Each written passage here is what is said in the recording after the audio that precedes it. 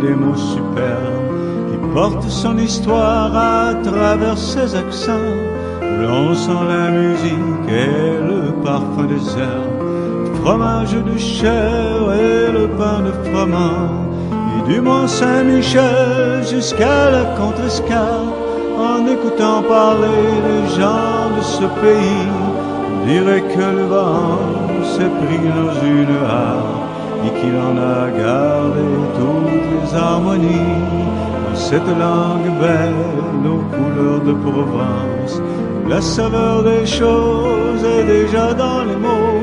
C'est d'abord en parlant que la fête commence, et l'on boit des paroles aussi bien que de l'eau.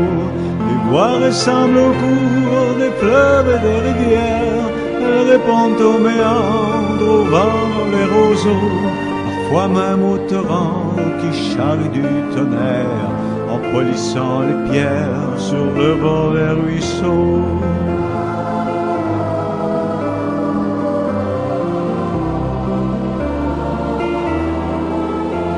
C'est une langue belle à l'autre bout du monde, une bulle de France au nord d'un continent, sertie dans un étau, mais pourtant si féconde, enfermée dans les glaces au sommet d'un volcan.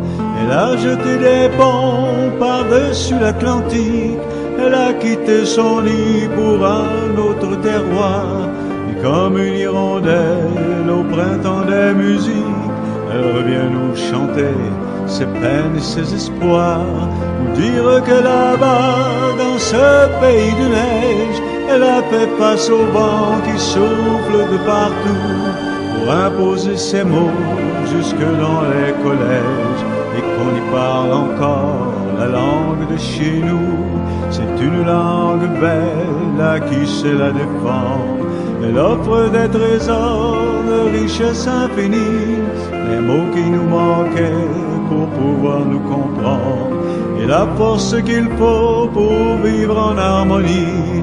Et de l'île d'Orléans jusqu'à la Contrescarpe, en écoutant chanter les gens de ce pays, on dirait que le vent s'est pris dans une harpe et qu'il a composé toute une symphonie.